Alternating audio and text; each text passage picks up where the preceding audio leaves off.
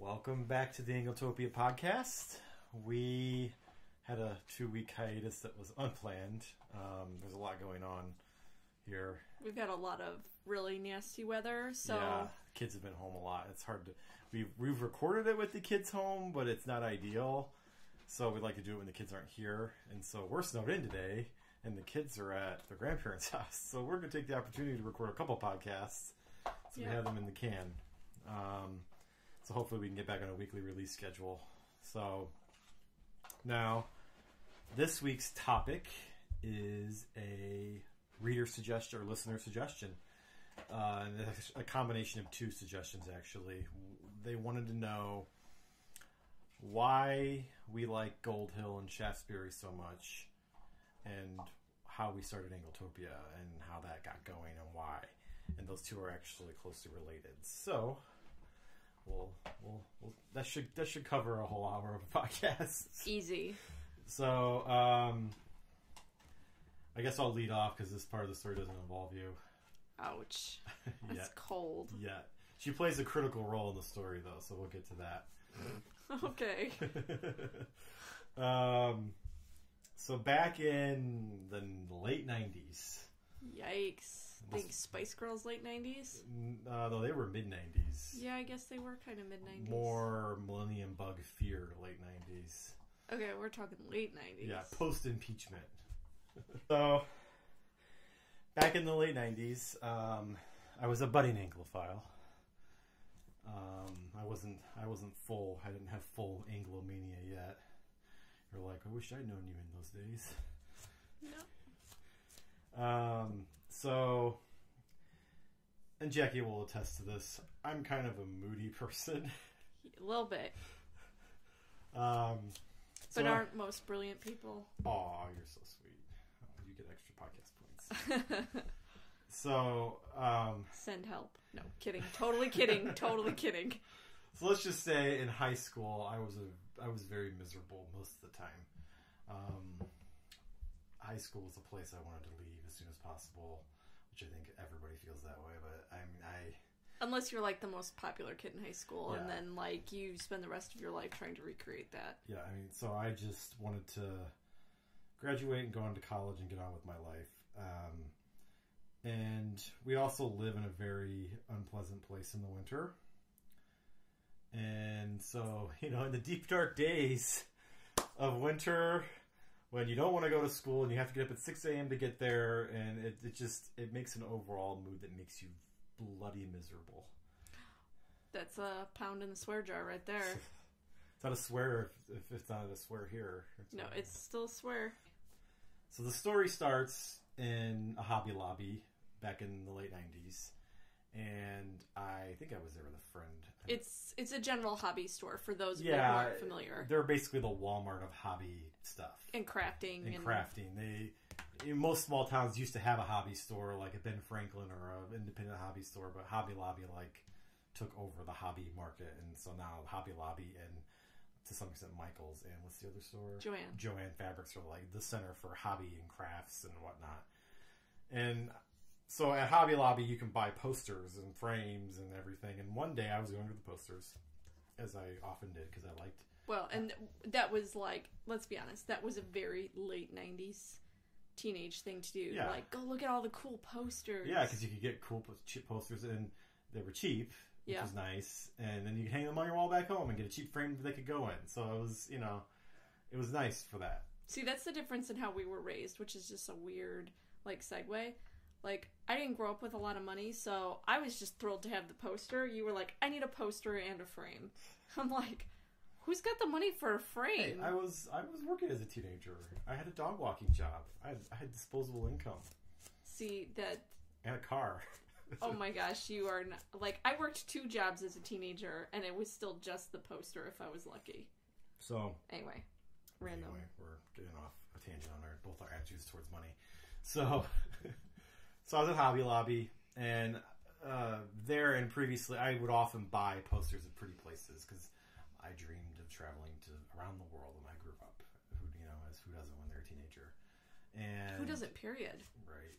And so I came across a picture of an English village scene, and like, it just struck me as, like, the most beautiful thing I'd ever seen.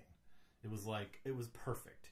It was a village curved down a hill. It had an ancient ruin on the side, and it was, the view was downhill, and in the background there was a beautiful green and hilly valley.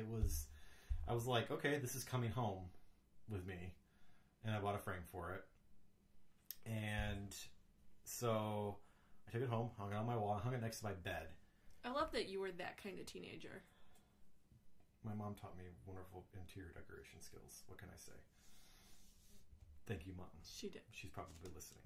She did. So I hung it on my wall, and there it hung. And I would look at it every day, and it said Cottages of Dorset, and it didn't really say anything. It didn't say where it was, and I would learn this later. I didn't know that this is actually one of the most famous street scenes in Britain, but I'm getting ahead of myself there. So I hung it on my wall, and so in those deep, dark days of high school and winter, and you don't want to be there, I thought, life isn't so bad because one day I'm going to go there.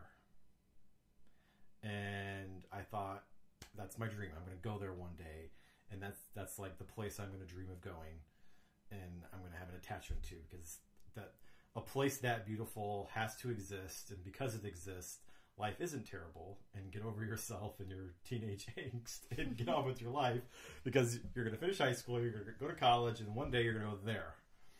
And so it was a totem. It was a force for motivation in my life.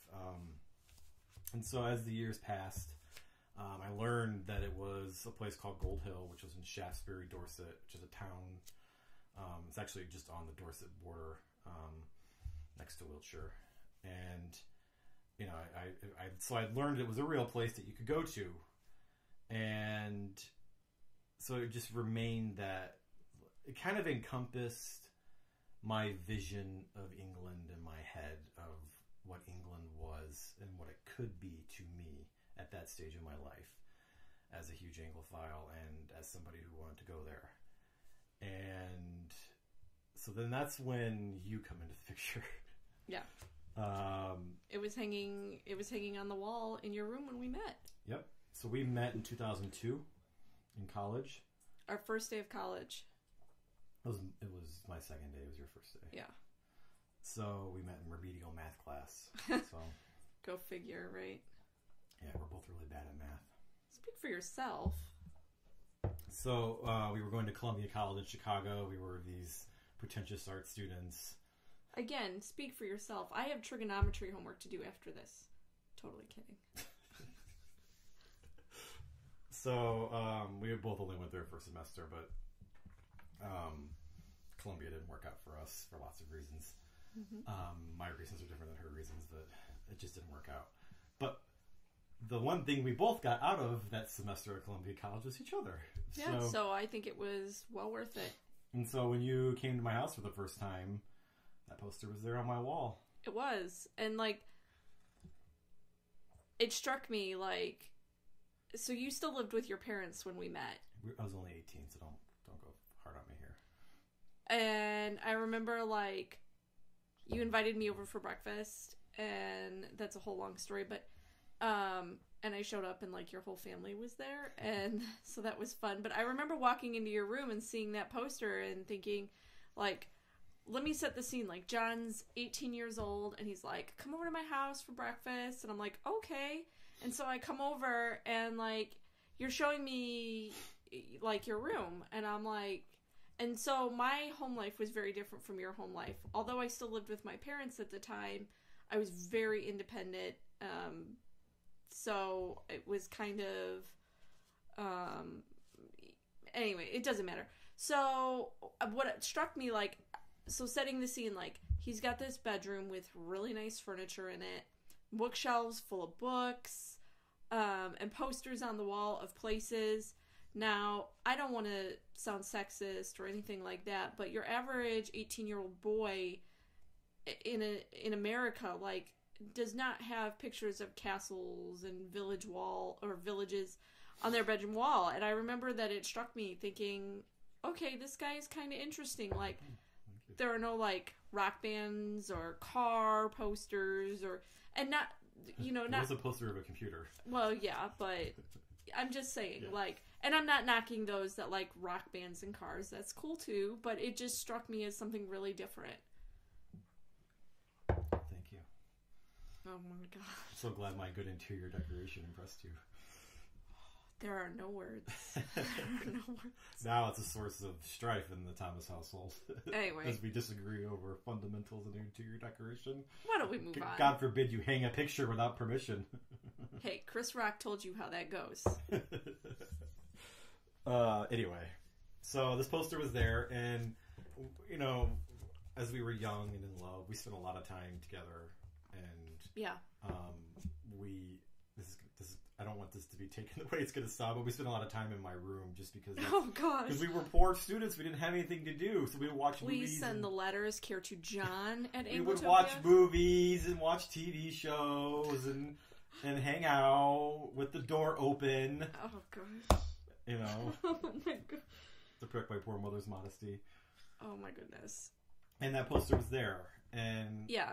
and so you understood how important the poster was as you got to know me and my mood swings. Yeah, that you really had a dream, that it was more than a dream, that it was a goal. And we had very,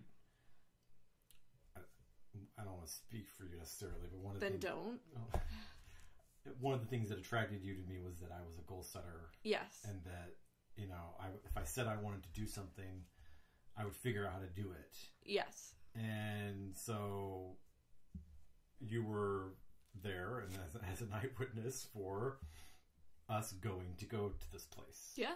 So, and you couldn't believe we were going to do it either. Like, Yeah, I remember the night you asked me, you were like, do you want to go to England on our spring break? We were both back in college. Were we both back in college? Yeah, this was 2004. Okay. So, fast forward a couple years. We were both now going to Purdue North Central, which is where we both got our degrees. And so we were, I don't want to knock Purdue North Central. This might sound like a knock, but it's not. But Purdue North Central was very affordable. Boiler up. Boiler up. And, Oh, that was pathetic. Come on. you know me in artificial pride. Oh, So, like, he does not speak for me. so Purdue was the Westville campus is like the third or fourth extension of Purdue in Indiana. But it's still a great Purdue education. Oh yeah, and you still get the same great Purdue education, and now actually it's linked. It's now Purdue Westville and Purdue Hammond are the same campus. This is not relevant. This is not relevant to the conversation. Sorry. Well, maybe we'll cut that out.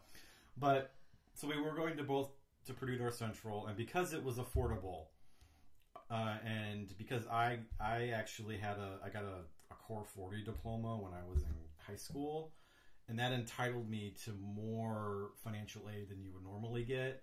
So I had. We were also both working pretty much full time, and we were and we were working full time. So, you know, when our tuition payments were covered and we bought our school books, we had money to spend, and we were kind of like, well, why don't we go somewhere for spring break on it? Why don't we go to England? I by this point I had been there once with my mom and I wanted to go back. Well, with the caveat though that we were going to go somewhere for spring break, but we weren't going to use the money in a way that like would not be enriching. Like, and I'm not knocking those people who like want to go down to Cabo and like party all week, but we wanted it to make sure that those funds were used in an educational way still. So we thought, well, why don't we go to England and go do museums and go see architecture and all of that good stuff. So and it actually set a tone for how we like to travel going forward.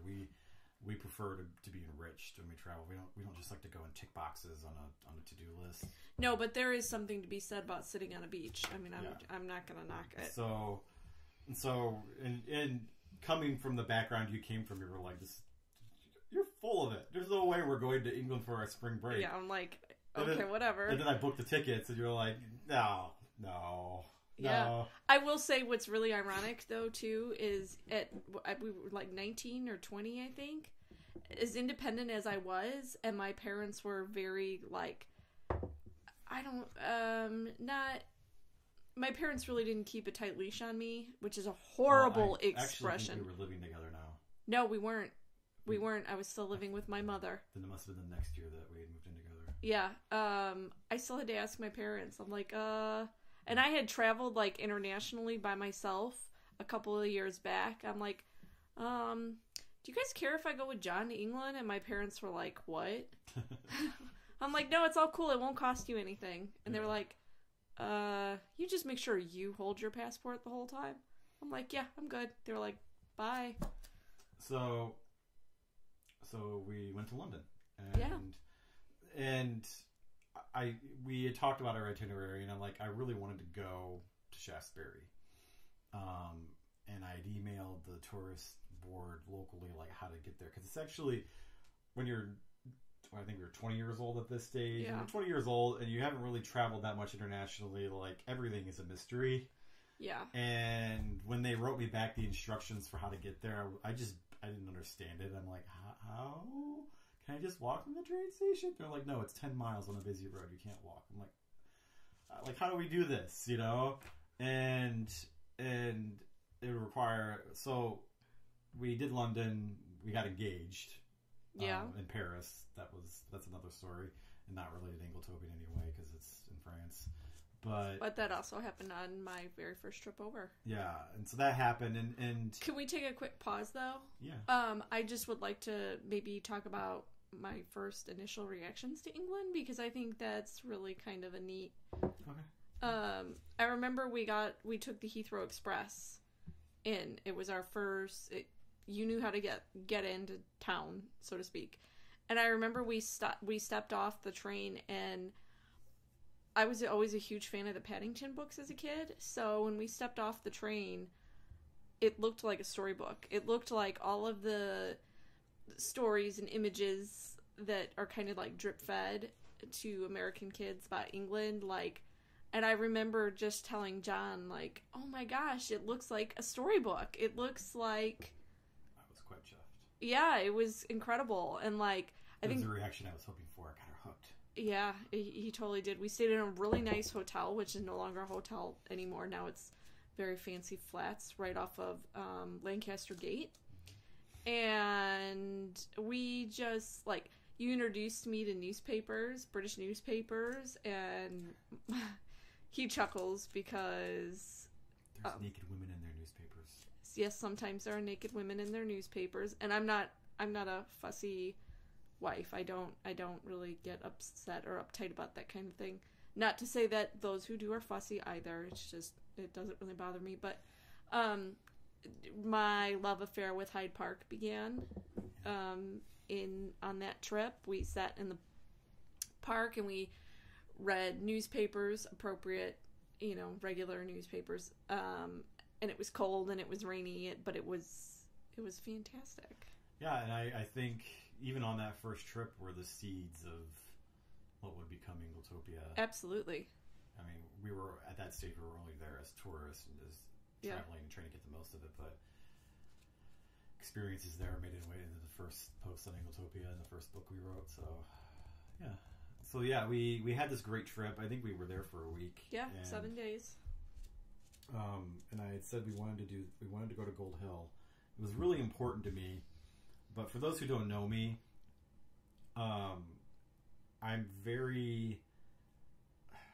never been formally diagnosed, but I have social anxiety, and it's heightened when I'm traveling because like when you don't know the social cues and you don't know how to communicate and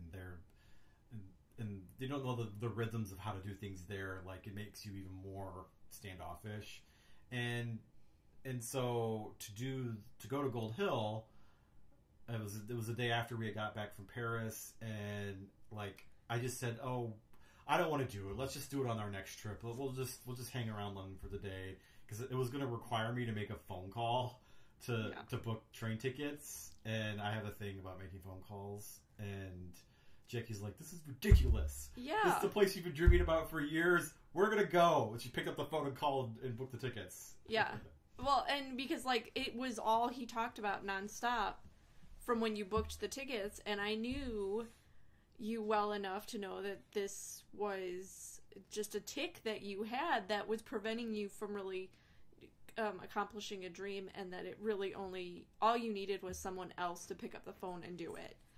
So thank you for picking up the phone and taking lead there, because that's what spouses are for. Yeah, it certainly validated my decision to ask her to marry me the day before. She's amazing. So thanks, babe. So we booked train tickets, and we got up the next day.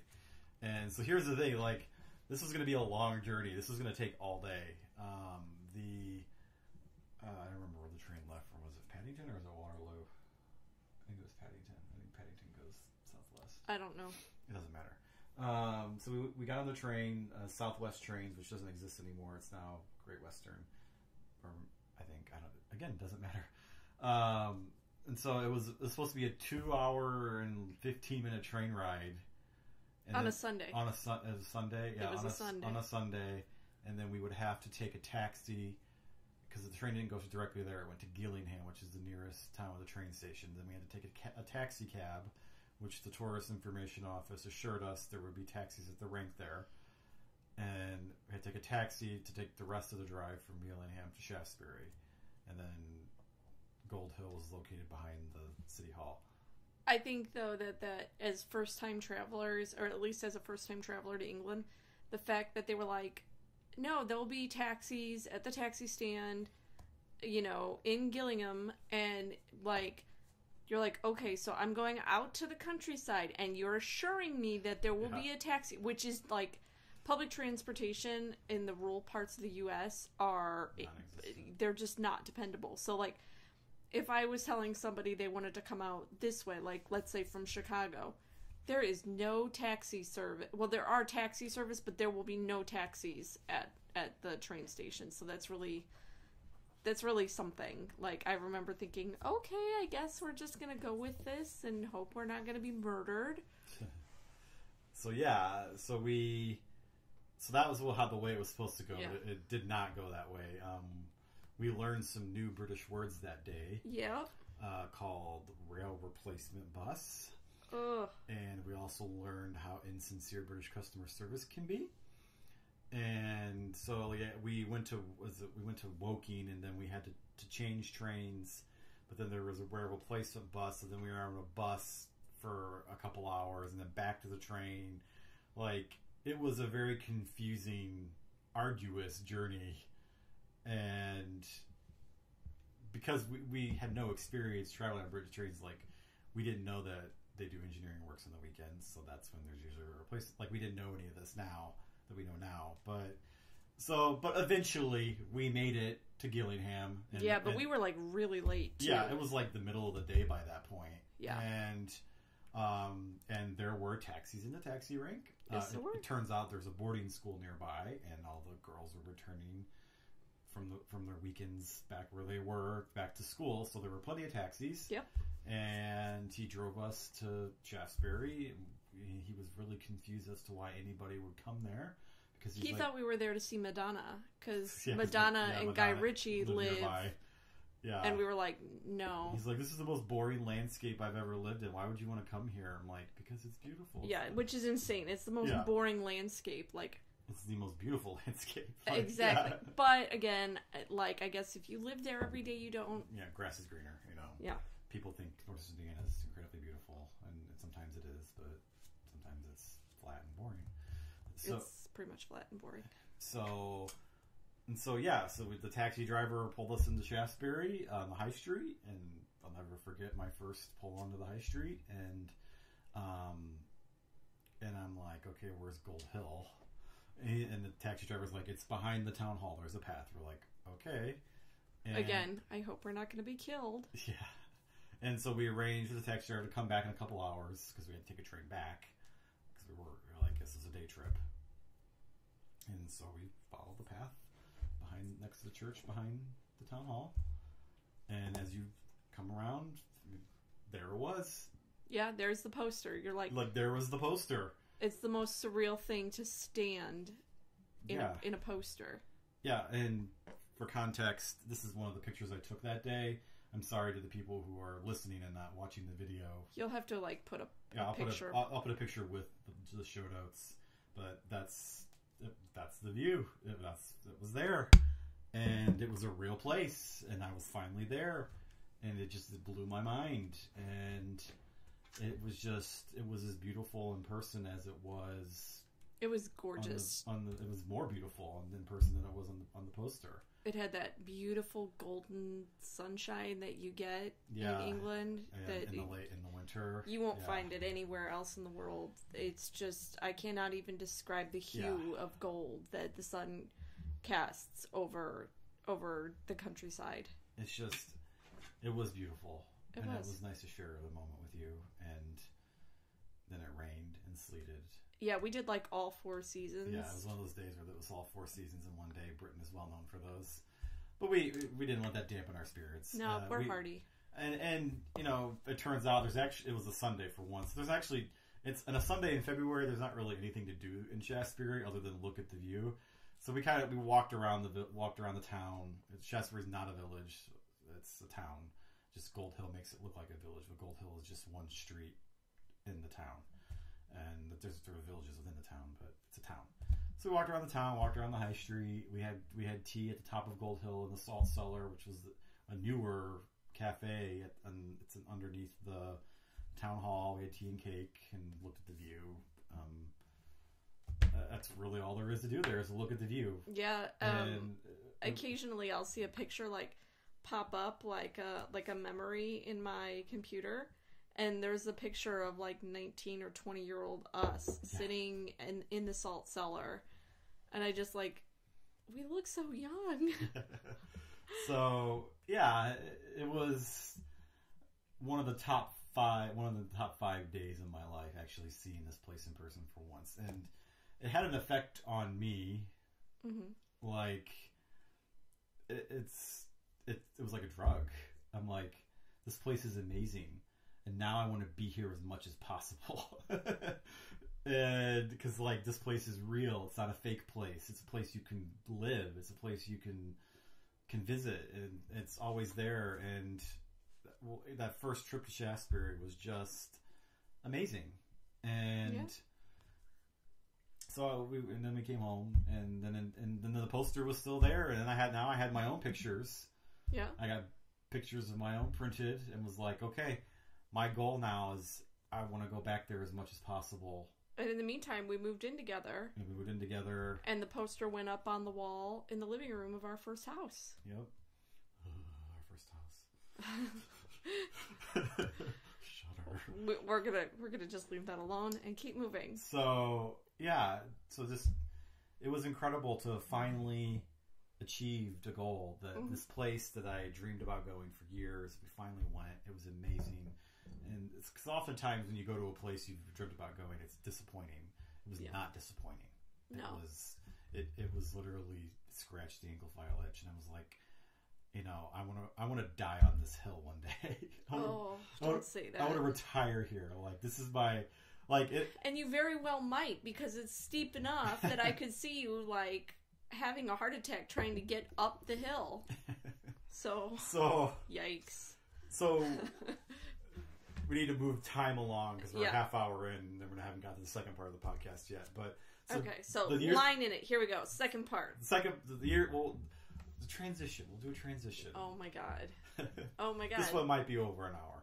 So the years passed. 4 days later, they're like, when does this end? I think the next year we went back to Shaftesbury on our spring break trip. Yeah, we did, and we stayed at the Retreat B&B. Which was lovely. They, Bernard and Sheena. And Bernard became kind of a friend. He took me up in his plane once. It was really cool. So that was such a great learning experience too. The whole time, like those first couple of trips were we were like sponges to learn the ins and outs of British culture and social cues. And although we speak the same language, we do not speak the same language. And I mean, we still learn bits and pieces when we go back and forth, even still.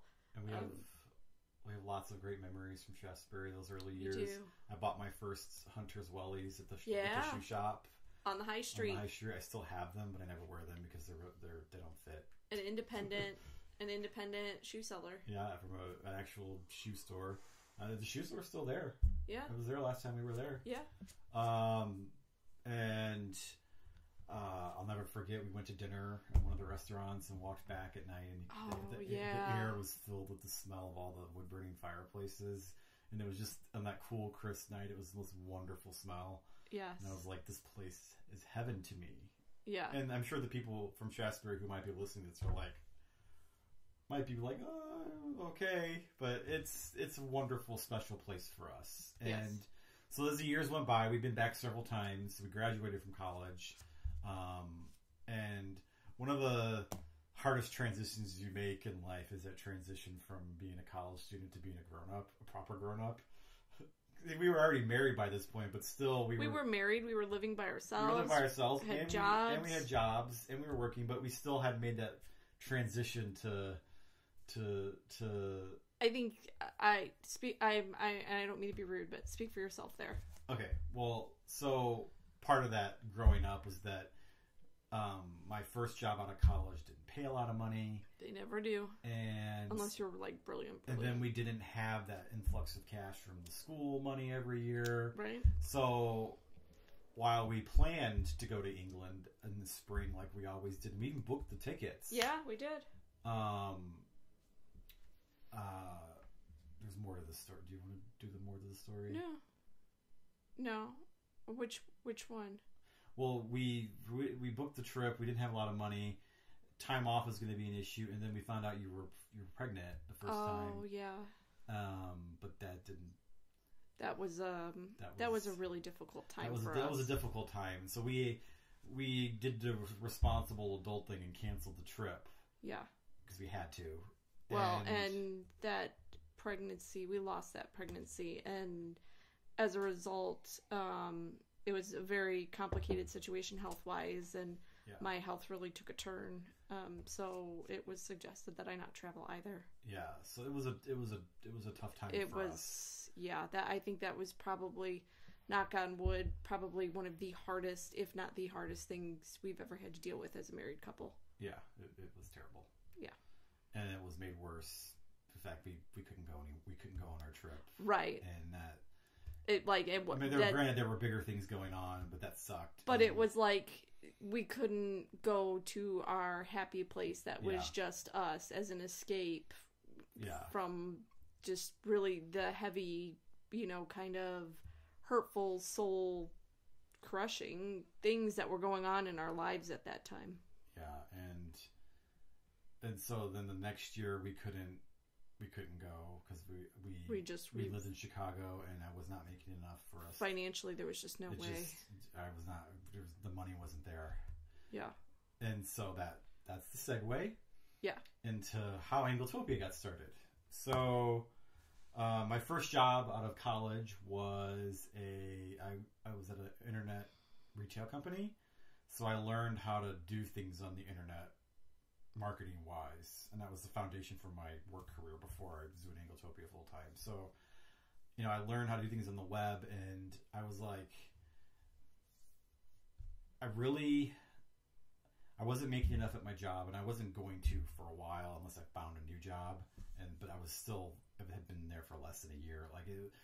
Patience was an issue, and so I was like, okay. Can I interject though? Yeah.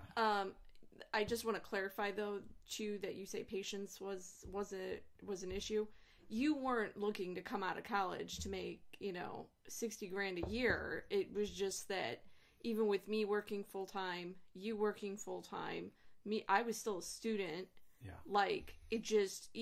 There just was not enough money. So it wasn't an issue of, I didn't get this killer job out of college. Well, I was climbing the ladder. Well, yeah. So, but you were on the bottom rung. So that means a lot of eggs and stuff for dinner. And then the apocalypse hit in 2008, so that didn't help. Well, you're kind of getting ahead of yourself, though. This is all happening at the same time. No, because the economy collapsed in 2008. Yeah, I know in 2008, but we were living back in Indiana in 2007. Yeah. So let's go back to starting the site. So I wanted to make extra money, mostly because I wanted to take us back. I wanted to go back to Shasbury. I wanted to stay there. It was our happy place. like, and especially when things weren't going so great for us in a lot of regards, like, we just wanted to go there and be happy for a week, before we had to deal with the drudgery of everyday life. So, and I'm a creature of the internet. I grew up on the internet. My parents had a computer before a lot of people had computers. And so I grew up with doing things on the internet. And as my Anglophilia grew and everything, I would research on the internet and learn things on the internet about Britain. And one of the things that bothered me is I couldn't find a website that did everything that I was interested in knowing about Britain. And this was back in the day when blogs were a thing, like were the new thing. Yeah, and blogs were everywhere. And so I was like, okay, I want to start that website. Maybe I'll make some money from doing it. Someday. And maybe it will get us there. Get us back there. And if anything, I just learned some new skills that I can use to maybe eventually get a better job. So that was the rationale. And so in a closet in Chicago. He's not kidding. It really was. Like, we lived in this teeny tiny little apartment in Chicago, like a bigger building, but a walk-up building, which means no elevator, just stairs, up on the second or third floor. And this apartment was maybe 600 square feet. And it had a really big closet. Yeah, which is weird. Yeah, but a person could sleep in there. Yeah, it could almost, like, you could get a twin bed in there and maybe a nightstand next to it, and that would be about it. But and so that's where we put my gigantic desk, and so that was my de facto office. Yeah, so we turned it into an office, which is actually really cool. Yeah, and this was back in the day, like, my goal was to become a writer. Yeah. That's what I went to university for. I wanted to write fiction novels. And so that was like my writing space and where that stuff happened. But then it became the space where I founded Anglotopia. And, when I founded it, you were kind of dubious about the success of the prospect of this idea. You were like, what? I'm going to start a website I can't find one online about everything about England. And I remember thinking to myself, nobody likes England as much as you like England. Like, just, it was one of those where, that's nice, dear. Have fun with that. Yeah. Do you need anything? But I also think... also being neglected by me. Yeah. We often refer to, like, each other as a book widow from time to time if one of us is writing, because you're so stuck into a project. I was a website widow or a blog widow.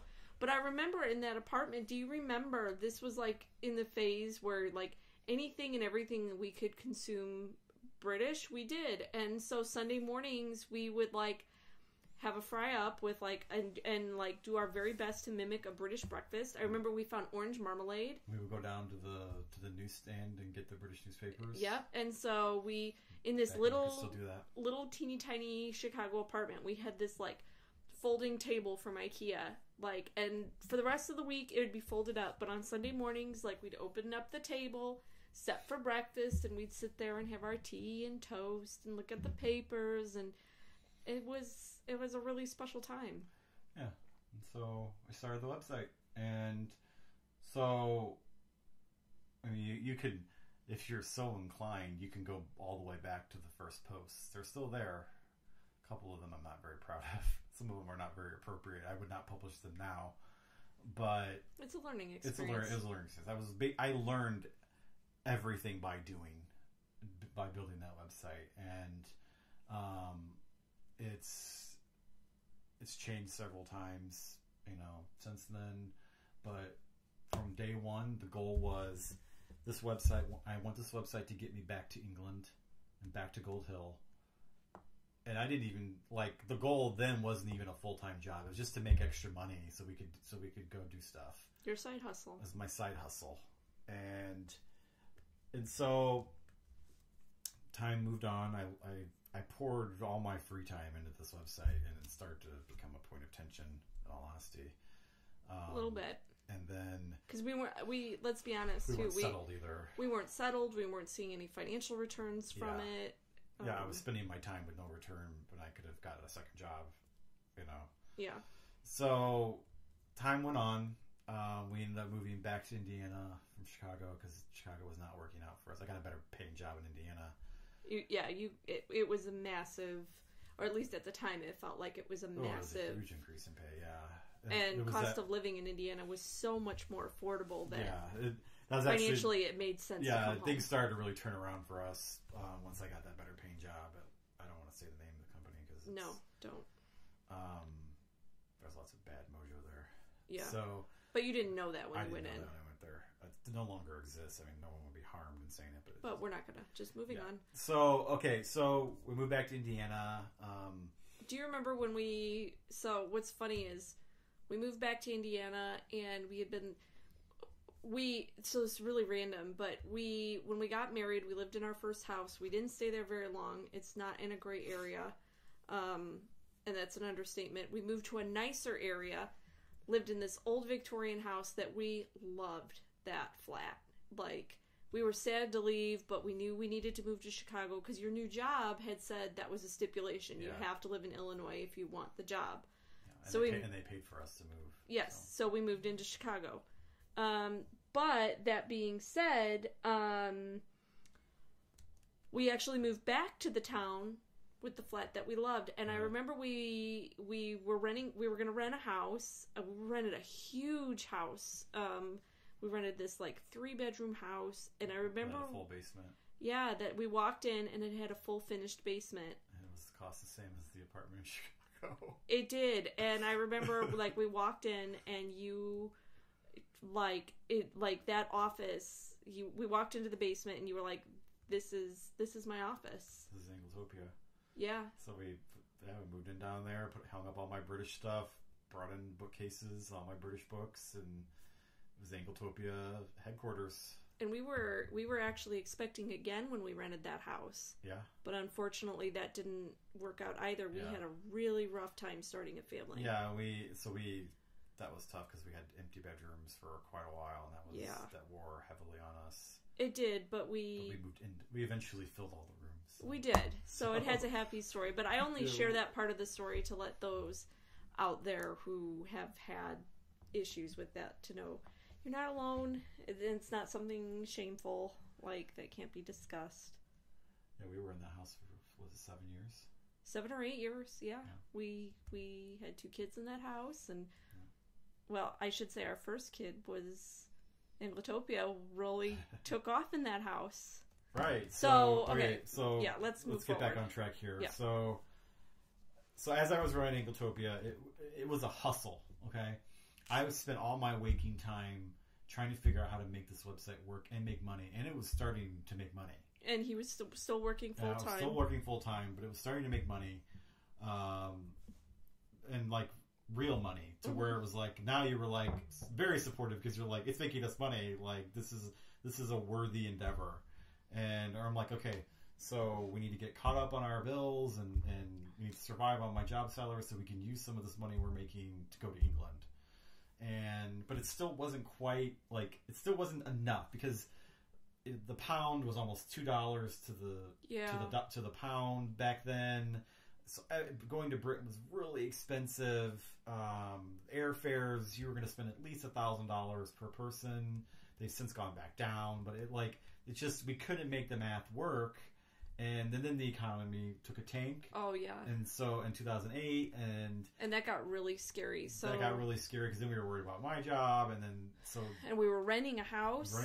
And we're foreclosures were happening left and right, hoping that the house we were renting wouldn't be foreclosed. Yeah, and that was really scary. And so that affected how much money the website was bringing in. So we couldn't make quite enough money for Anglotopia to do what it existed for. But it was still turning over enough of a profit that it was helping our bottom line. Yeah, it was helping us finally get to that American middle class lifestyle we were sold by going to college. And it's ironic I had to have a second hustle to do that. Mm-hmm. But so I made connections. I made lots of connections running the website. I mean, no one told me when I started the website that a big part of how your business succeeds is the relationships you make with others. I had to learn that along the way. and I made friends with the people doing the marketing for British Airways at the time, and learned that there was going to be a contest. And this because to give you context, this was after the economy had collapsed. Transatlantic air travel had just tanked, and so British Airways' marketing agency at the time, it's a different agency now, they put together a plan. They said, we're going to do a contest. We're going to call it the Face of Opportunity, and the goal is to sell how important face-to-face meetings are to the growth of the business, because this was back when Skype was becoming a thing, so people were just doing their important business meetings over video, and so it was decimating the transatlantic air travel trade, which is the lifeblood of airlines like BA. And so they announced this contest, and the contest, I don't remember. I should have remembered to look up the details, but I think the contest was going to give away 100 round-trip plane tickets to Britain. They were going to charter a plane especially for this, and the goal. Well, you got 2 additional tickets. And you got 2 additional tickets to go anywhere in the world. Anywhere in the world that BA flew. So that was like... That was the prize. And I was like, whatever, I just want to go to England. You even told me, you were like, Jack, you can have the last 2 tickets. Like, you can have the tickets. You can decide where we go from London. And so I'm like, this is our opportunity. This is our, like... Because the most sweepstakes that you enter, you just put your name and an email down and hope you win. But this was a contest where you had to do something to win. And I'm good at doing things. So you had to write an essay. Yeah. And I'm a good writer. I don't know if anybody's noticed. I like to think I'm a good writer. And oh, man. Again, send the letters to John at Anglotopia. So you had to write an essay explaining how winning the contest and how a face-to-face meeting would help your business grow. And Anglotopia, and the guy who spearheaded the contest at the marketing agency was like, John, you need to enter this because you're exactly the right kind of small business that we want to encourage to do this kind of travel. And so with that endorsement, I was like, okay, I need to enter this. So I wrote the essay, entered, didn't hear anything for a while. And while I was in Atlanta for DragonCon, which is a multimedia fan convention, and there's a big British element, but that's outside the scope of this podcast. I was there, and I was in a panel, and I got the email that I had won the contest. I remember that phone call. That was like, what? I was like, what? What? I was like, holy smokes. There was a different word. Yeah, you did not say smokes. And I was like, this is it. Like, we're finally going to go back after, I think it was 3 years at that point. It felt, and we had been, we had tried repeatedly, like, and not only that, like, we had canceled, we had been through a line of broken dreams. We had been through so much in those 3 years of really hard stuff. Yeah. So it was like manna from heaven. We're just like, this is wonderful. Yeah. Like, finally, what I found in Anglotopia is gonna happen. We're gonna go back. Well, and for Anglotopia to be recognized as not that we needed anybody else to recognize it as something legitimate, but the fact that it was, and from a big corporation like British Airways, it felt like, I think that was the moment for me where I was like, okay, this is not a hobby. This is a real thing now. Like, he's really made it. Oh my gosh. This is the first step on this being not just a hobby, but a job, possibly one day. And so, that was an amazing trip. Yeah, and so we went to Gold Hill. Well, okay, sorry. I don't mean to we're getting spoilers, dear.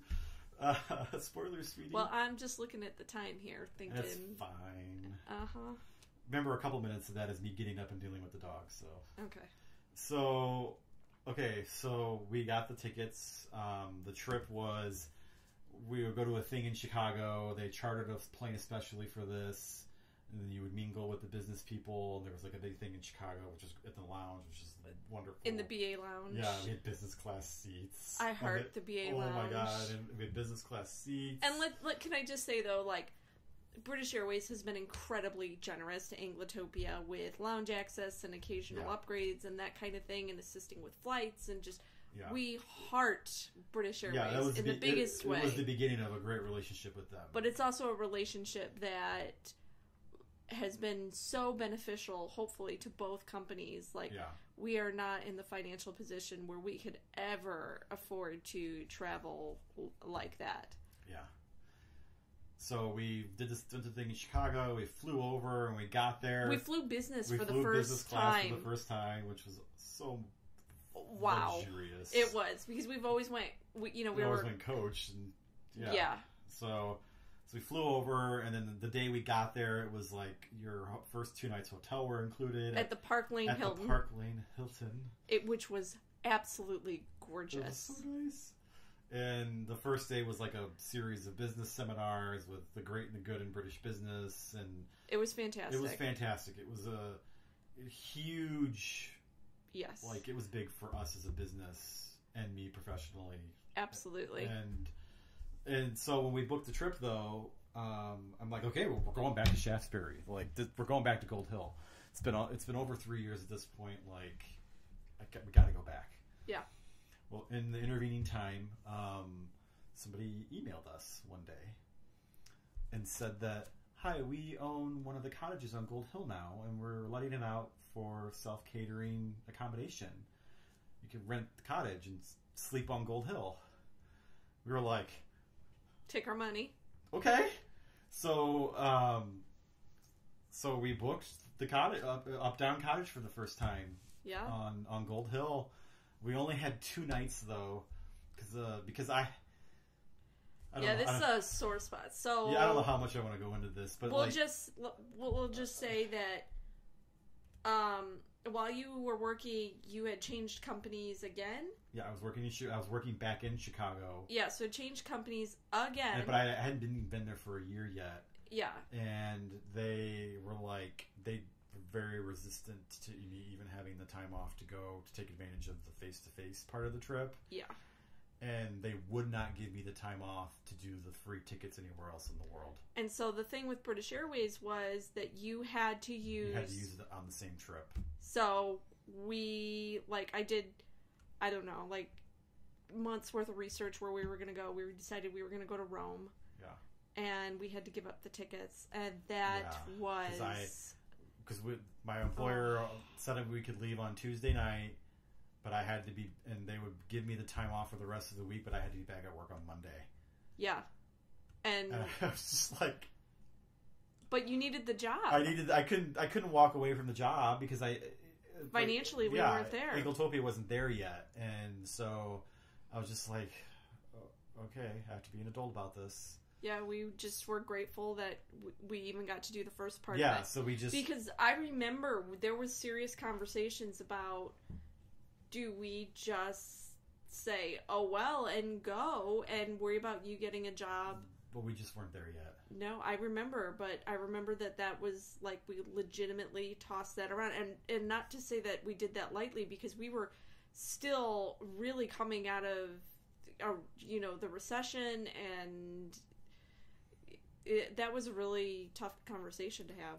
Yeah, and I'm grateful for the time they did give me off. Absolutely. So, because they weren't supposed to give me... I hadn't accrued my time off yet because I hadn't been there long enough.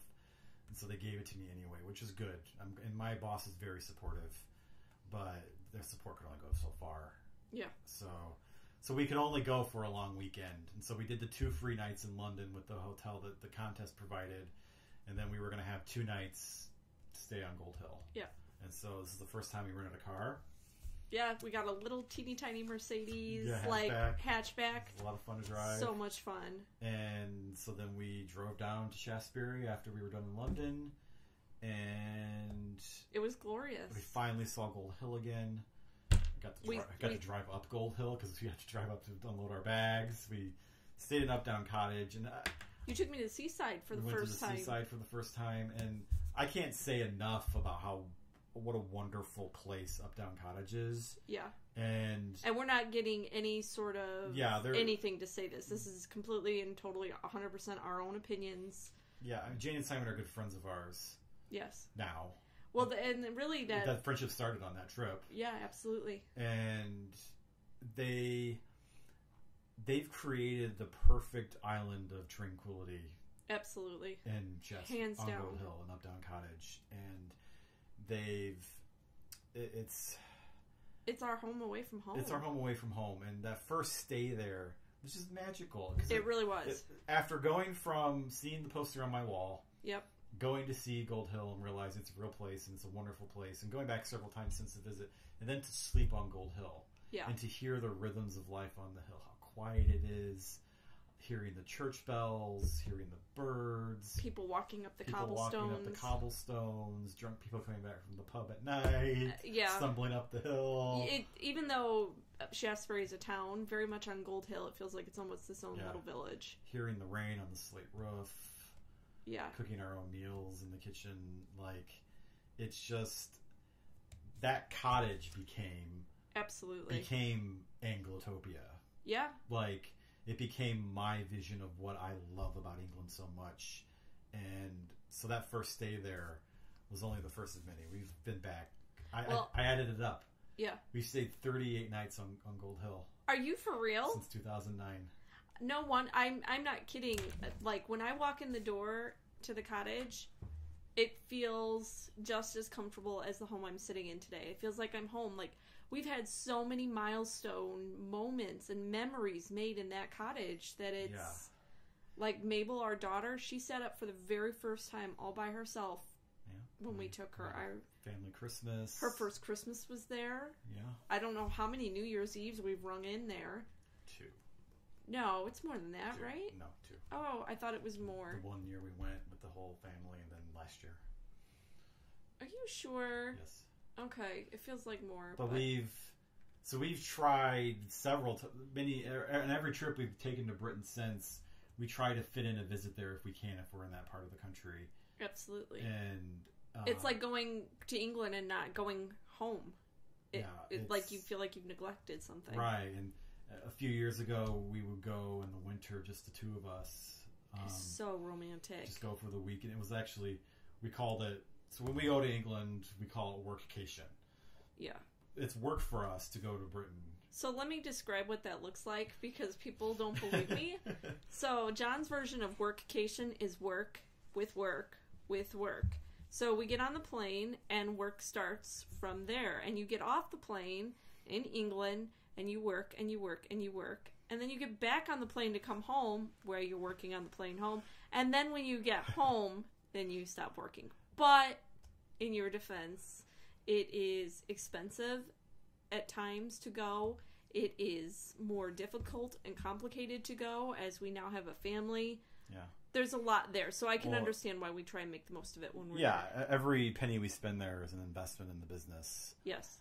It's research for articles, it's pictures and it's video, and it's connections. And it's people we meet, and now it's the import companies we meet up with for products to bring over. So it's, so most of our trips there are spent, we call them workations. There will be elements we're enjoying ourselves, but I have to run a business while we're there, and we have to run a business while we're there, and it doesn't stop. And we can stop when we get home. See, folks, not a vacation. But a few years ago, we went for my birthday. Okay. It was like 4 or 5 years ago. We had a really good year, and you said, I don't remember what the reasoning was, but you're like, your birthday present can be that we go stay in Uptown Cottage for your birthday. Okay. And so we went for a week around my birthday. The kids stayed home. We went to Uptown Cottage, and then we left the dog in charge. It was like the first. A beloved aunt looked after the kids. It was like one of the first trips where it wasn't a workation. Remember? Oh, I do remember. Now I remember, like, and it was we deliberately shut off and enjoyed it as a vacation. And we we could never turn it off. Well, and that was the first time we had went without, we had traveled. We had just had 2 kids. We had went once with both kids, the Christmas I mentioned where we spent in the cottage. Yeah. And then it was our first vacation post 2 kids that it was just me and you, and that was, I think that's, not to. Yeah, it was a long time since we'd had such a long time. Yeah, it was really nice. So we've now, almost 20 years later. I think it's important, and I hope I'm not getting ahead of you, to talk about kind of that jumping off point for Anglotopia, because that was a big deal. Oh, I wasn't going to talk about that, but we can. You have to talk, because that's... Okay, I guess that's connected. That's the point in which Anglotopia kind of spread its wings and flew the nest. Yeah, so back in 2011. Yeah. Well, back in 2010. Yeah, because you gotta talk about Anglotopia had a point where we almost moved to the UK. Yeah. Because that's relevant to this conversation. I wasn't going to talk about that because... You don't have to name... Well, no, because I think it's important in the journey. Well, all throughout... Okay. Our priorities changed. I read about this in my book that's coming out. I have a whole chapter on this. But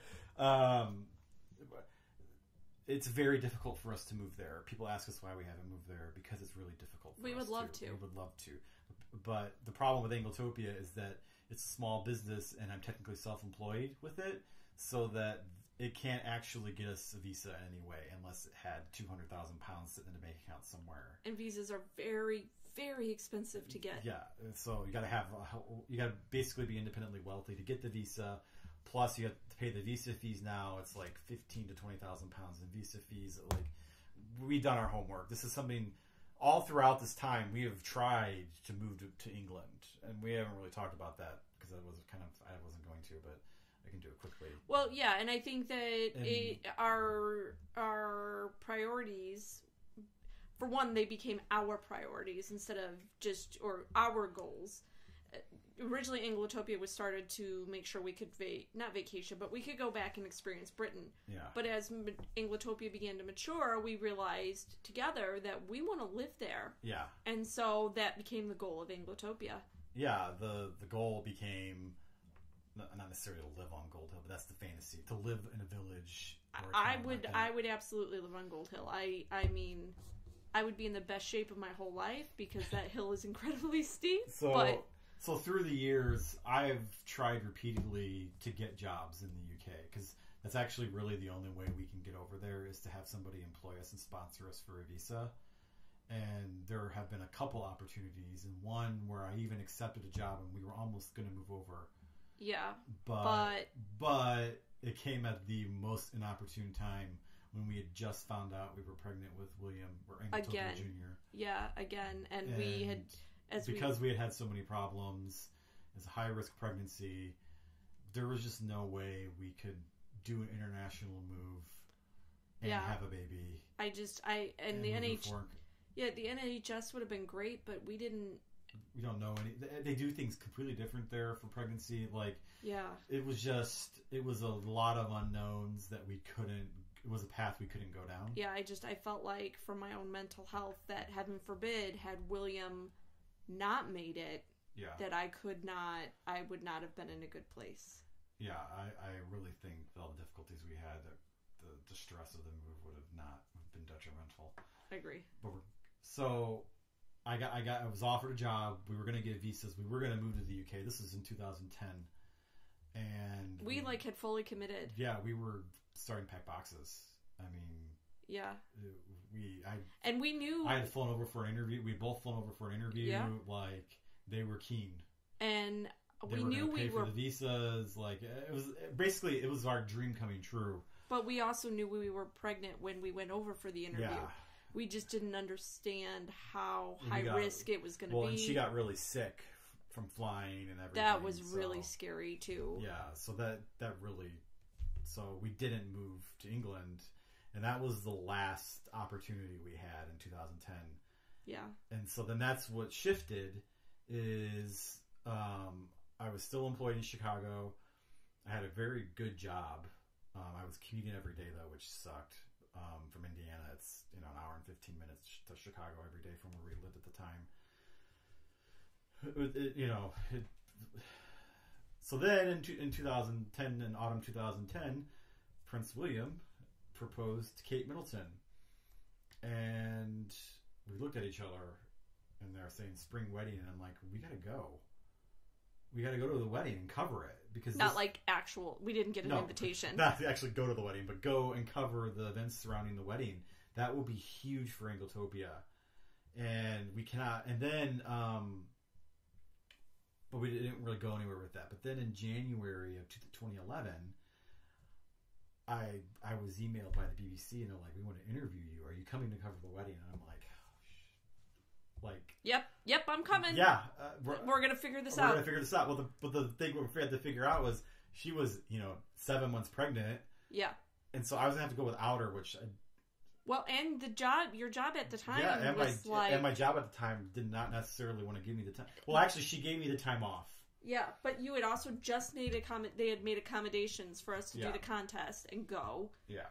Well, that was that was 2009. This is 2011 now. Oh, okay.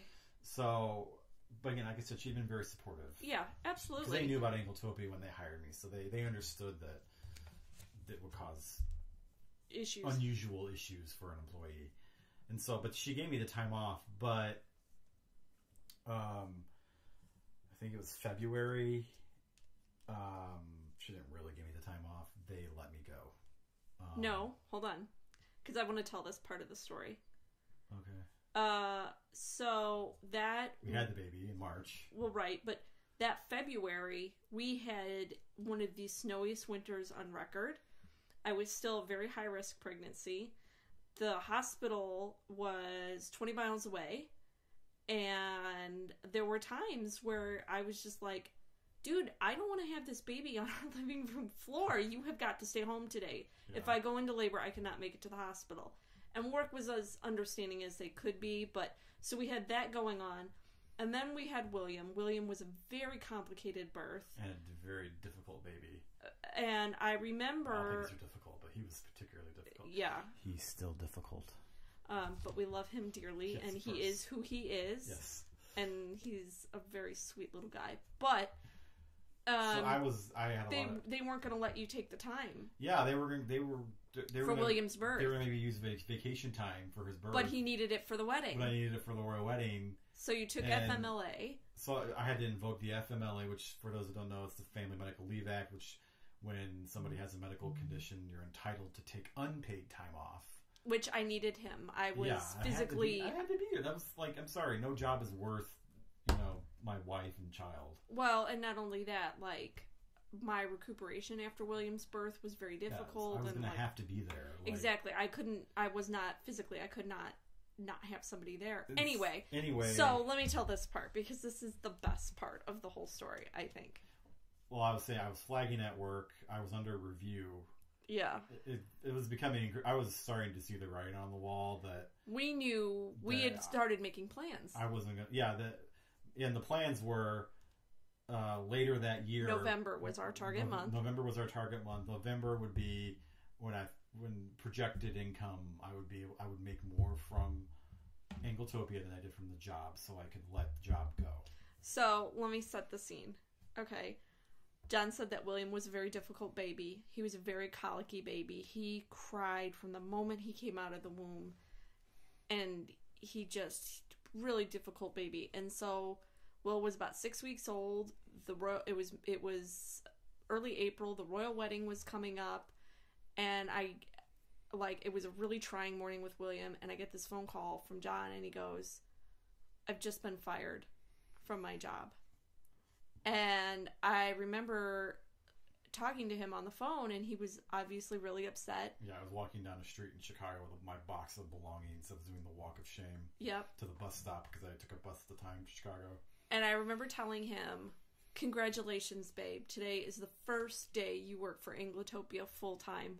Well done. While in the back of my head, like, if you've ever seen the movie, Inside Out, where, Disgust or Fear is, like, running around going, oh my god, I'm thinking like, oh my god, rent and diapers and formula and oh my god. Yeah. And from then on, you worked full-time for Anglotopia. Well, more than full-time.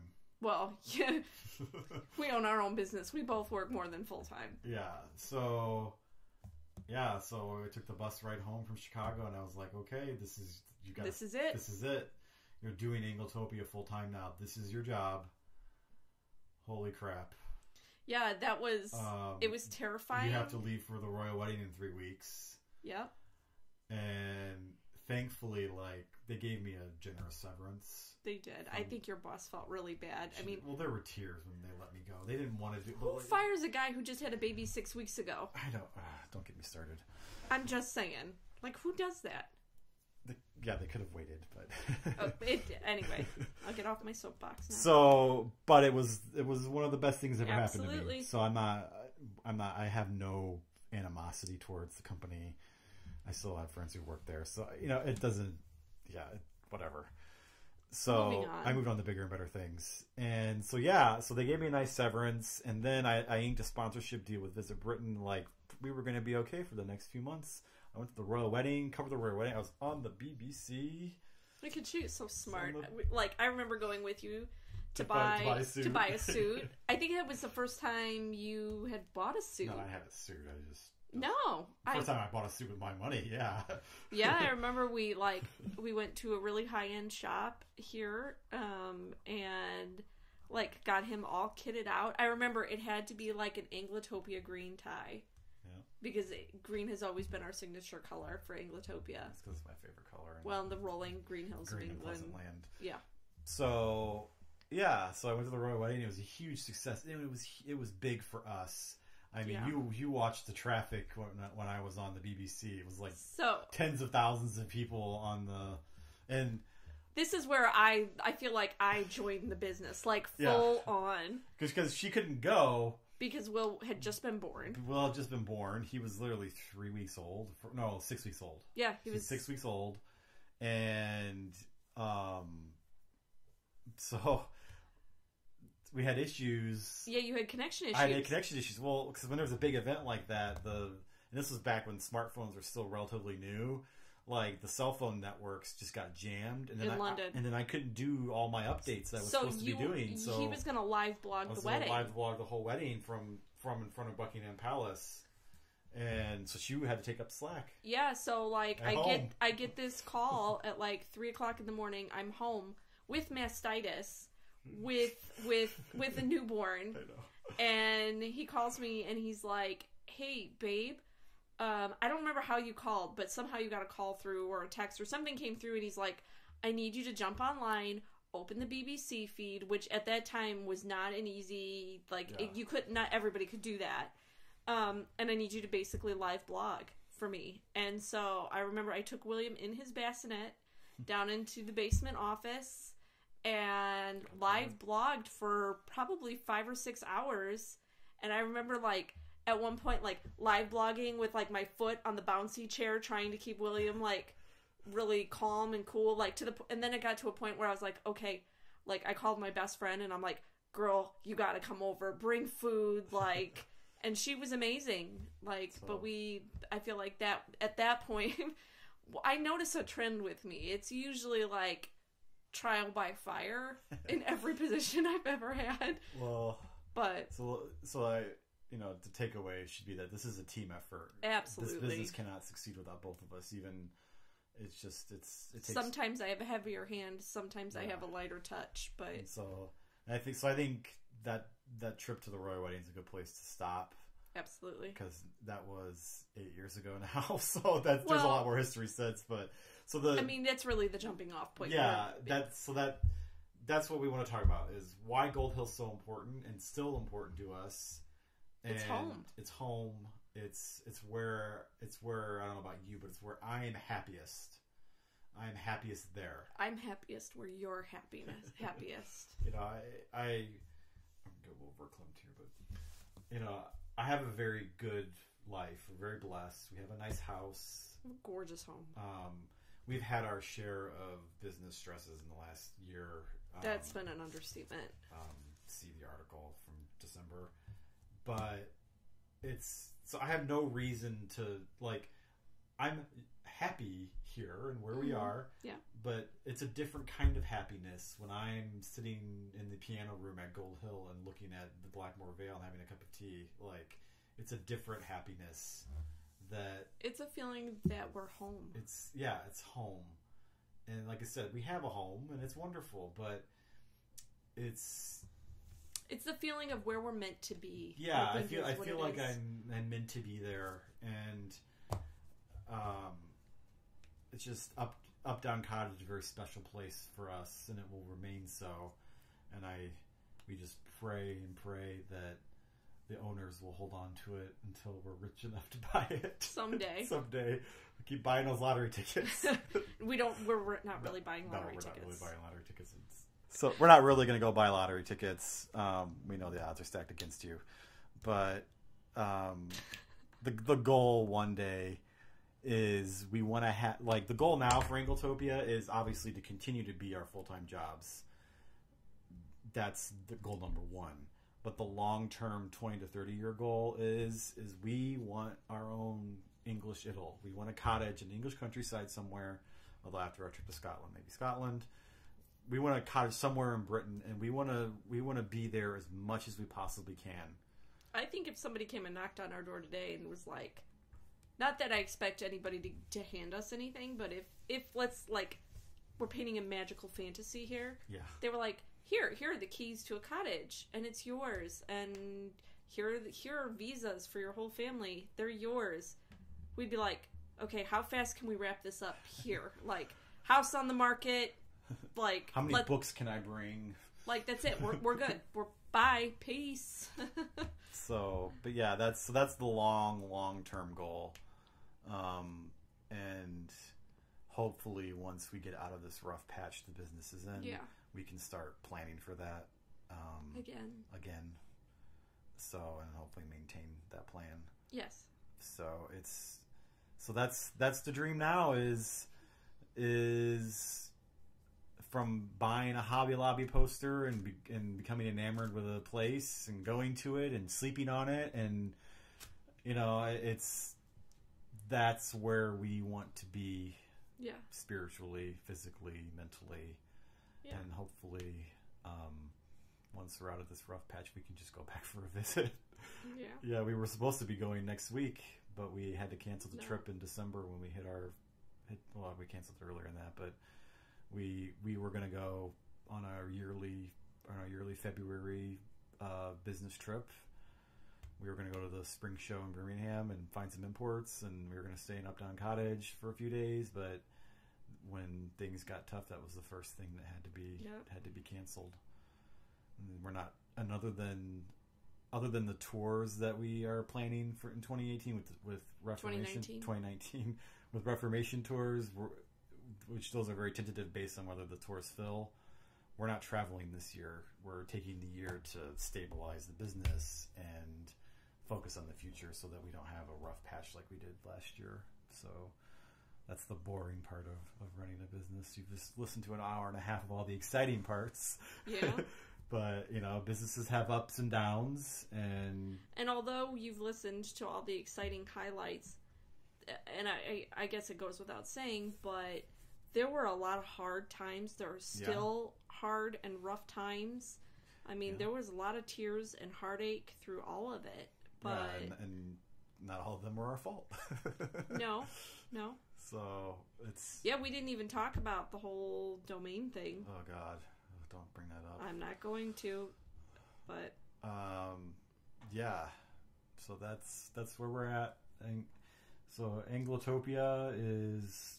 Long may she reign. Long may she reign. Hopefully we'll be on Gold Hill again soon. For sure. Well, thanks for tuning in. Thanks for listening, and we hope you enjoyed the stories. This went on way longer than it was supposed to, but it's hopefully it was entertaining. If you have any questions, leave it in the comments. Be happy to answer questions, and thanks for listening. Bye-bye. Bye.